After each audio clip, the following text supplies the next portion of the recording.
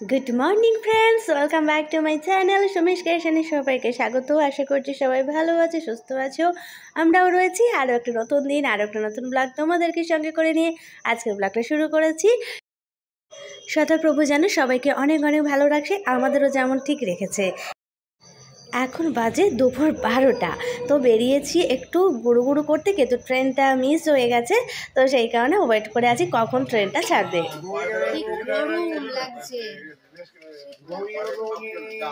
শীতকাল কেউ বলবে না, গরম লাগছে।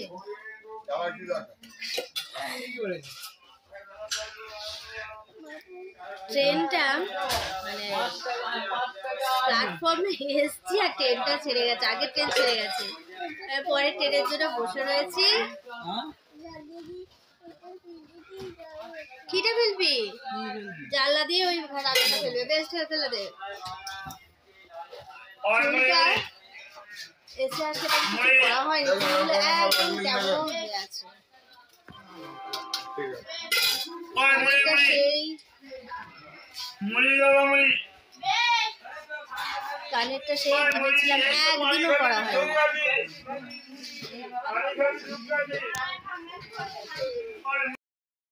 যথারীতি ঠিক টাইমে আমাদের ট্রেনটাও ছেড়ে দিয়েছে। এই ট্রেনটা আজকে ধরতে এসে একটা মজার ঘটনাও ঘটে গেছে। মানে কি বলবো, ট্রেনটা স্টেশনে পা দিয়েছি আর ট্রেনটা ছেড়ে দিয়েছে।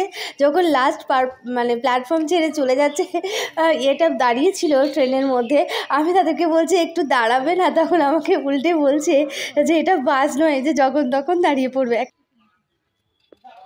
দারুণ একটা মজার ঘটনা। যাই হোক, আমরা চলে এসেছি একদম লালবাগে। দেখতেই পাচ্ছ এখানটায় আগে যখন এসেছিলাম মামা তখন হয়নি, তো তখন এটা কনস্ট্রাকশনের কাজ হচ্ছিলো। এখন দেখছি বেশ সুন্দর করে ফুলের বাগান টাগান করেছে, সব কিছু চেঞ্জ হয়ে গেছে। আর আমাদের যেতে গিয়েও টোটো একটু অন্য ঘাটে নিয়ে গেছে, তখন আমরা অন্য ঘাটে গিয়েছিলাম, একটু আলাদা ধরনের মানে অভিজ্ঞতা হয়ে গেছে। আজকের একটু বেশি হাঁটা হয়ে গেছে, সেটা আমরা পরেই বলছি। চলে এসেছি একদম ঘাটের মধ্যে, যেমন মায়াপুর গেলেও আমাদের নদীটা পার হতে হয়, এটাও ঠিক তেমন, কিন্তু ওই জলটার এইটা হচ্ছে ভাগীরথী নদী, তো এর জলটা একদম স্থির আর খুব সুন্দর। কি বলবো, সেরকম মানে ঘোলাটে নয়, যেটা আমাদের মায়াপুর ওখানে গঙ্গাটায় যেমন ঘোলাটে, খুব সুন্দর। একটু ঘুরু ঘুরু করতে এসেছি, ছবি না তুলতে মানে ভালো লাগে। তারপরে এই যে চলে এসেছি আমরা হাজারদুয়ারিতে। তো এখানটায় এসে এই বাংলার নবাব আর তার পিছনে বিভিন্ন সৈন্য সামন্ত, রাস্তা দিয়ে চলতে চলতে এই সুন্দর দৃশ্যটাও ক্যাপচার করে নিয়েছি। আজকের ওয়েদারটাও বেশ সুন্দর, কিন্তু একটু গরমও লাগছে। দুপুরের রোদ আর একটু গরম লাগছে, শীতকাল বলে মনেই হচ্ছে না। চলো ঝটপট করে চলে এসে আগেই খেতে বসেছি, প্রায় 2টো বেজে গেছে। যেহেতু ট্রেনটাও লেট হয়ে মানে আমরা এসেছি, তো সেই কারণেই খাওয়া দাওয়াটা সেরে নিলাম। তারপর এখান থেকে টিকিট কেটে নিয়েছি। এখন মানে ভেতরে ঢুকতে গেলেই টিকিট কাটতে হবে, আগে এই বাগানে ঢোকার সময় টিকিট ছিল না। And in the middle we see the big dome, that is the mosque, and it is said that I hope my কিছু ফরেনার এসেছিলো, যারা হচ্ছে বাংলা বোঝে না, তাদের জন্য গাইড দিয়েছিল। তারা অনেক রকমের কথা বলছিল, আমরাও বেশ শুনতে পাচ্ছিলাম। 6 বছরের আগেকারের হাজারদুয়ারি আর এখনকার হাজারদুয়ারির মধ্যে আকাশ পাতাল তফাৎ, অনেক কিছুই চেঞ্জ হয়ে গেছে, যেটা আমরা আলোচনাও করছিলাম। যে দেখো, আমরা মানে যেখান থেকে ঢোকার রাস্তা ছিল ঠিক উল্টো দিকে, দুদিকেই রাস্তা ছিল, কিন্তু একদিক বন্ধ করে দিয়েছে। তো আমরা এখানে ঢুকবো, এখানে ঢুকতে গেলে আমাদের কোনো ক্যামেরা করা যাবে না, সেটাই আমাদের বলে দিয়েছে। তো ক্যামেরাটা এবার অফ করব, আর তো দেখানো যাবে না, ভেতরটায় যাব। আগে দেখেছি, তো এতদিন পরে ভাবলাম আর একবার যাই। তো ঘুরে একদম কমপ্লিট হয়ে গেছে, বাইরে এসে ক্যামেরাটা অন করলাম। ওই যে ওখান থেকে বেরিয়ে এসেছি, সবাই যেমন বেরোচ্ছে। কি বড় বড় পিলার দেখেছো? আর এখান থেকে ইমামবাড়াটা কতটা সুন্দর দেখতে লাগছে। মাঝে মাঝে ভাবছিলাম যে ভেতরে একটু ক্যামেরাটা অন করি, তারপরে সাহসে কুলালো না। যদি কিছু বলে, প্রত্যেকটা কক্ষের মধ্যে লোক রয়েছে, ক্যামেরাও রয়েছে। বেশ সুন্দর লাগলো ভেতরটা। এবারে নিচের দিকে নামি, একটু বাগানে ঘুরু ঘুরু করবো। আজকে বেশিক্ষণ যাবো না, যেহেতু ঢুকতে মানে এখানে পৌঁছাতে অনেকটাই বেলা হয়ে গিয়েছিলো, তো সেই কারণে আর অন্য কোথাও যাবো না। এখানে আশেপাশে একটুখানি লোকেশনে ঘুরবো। ফুল এনার্জি একদম, ও ওর মতো খেলেই যাচ্ছে।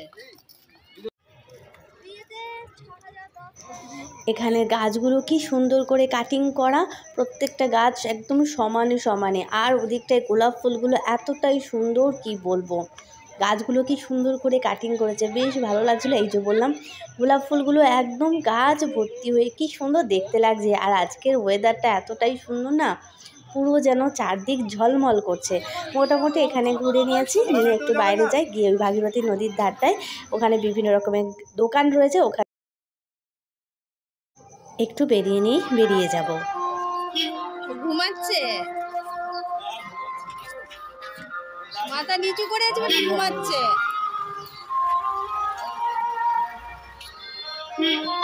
মামা আজকে বেরোনোর সময় জেদ করেছিল ওই বড় ব্যাগটাও নেবে, আর নিতে পারছে না।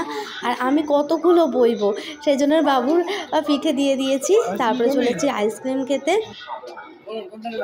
এই কৌটোগুলো কত করে? এই যে এগুলো এগুলো 40 টাকা। 40? এইগুলো আর এগুলো 40, কাজু পেস্তা 40, এটা বাটারস্কচ 40, স্ট্রবেরি 40, এটা 30। এইটা দুটো দেন। কটা? দুটো। এটা ছাড়া এটা তাই দেবো। হ্যাঁ, তুমি খাবে না? না আমার বাবু আইসক্রিম নিল না, ওর সেই দাঁতে ব্যথা রয়েছে। কত গাড়ি, মামাকে বললাম চড়বি, ও একদমই বলে না। সেই একটা যে ঘোড়াগুলো চড়েছিল ওটাতেই নেশা হয়েছে। আর ওখানটা যে ঘোড়াটা দেখলাম, ওটা মাথাটা নিচু করে ঘুমিয়ে যাচ্ছে, মানে বইয়ে পড়েছিলাম ঘোড়া দাঁড়িয়ে ঘুমায়, আজকে সেটা দেখে নিলাম। ঘোড়াটা একদম মাথাটা নিচু করে, ওর মালিক যে ছিল সেও বলছে হ্যাঁ ও ঘুমাচ্ছে।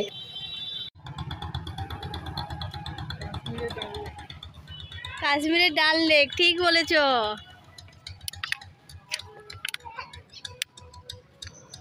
বাবু ঠিকই বলেছে যে এটা দেখে একদম কাশ্মীরের ডাল লেকের মতোই মনে হচ্ছে, নৌকা করে যেমন ঘুরছে, ডাল লেকেও ঠিক সেরকমই একটা ফিল হচ্ছে। চলো এবারে গুটি গুটি পায়ে বাড়ির দিকে যেতে হবে, সন্ধ্যা হওয়ার আগেই মানে মোটামুটি পৌঁছে যেতে হবে কাটোয়ায়। তো সেই কারণেই সেই কথা মতো টোটোয় উঠে পড়েছি। তো চলো এবারে গুটি গুটি পায়ে যাই। একদিনের ছোট্ট মতন ট্যুর আমাদের কমপ্লিট হলো। চলো টাটা। কেমন লাগলো অবশ্যই কমেন্ট করে জানিও, ভালো লাগলে পাশে থেকো।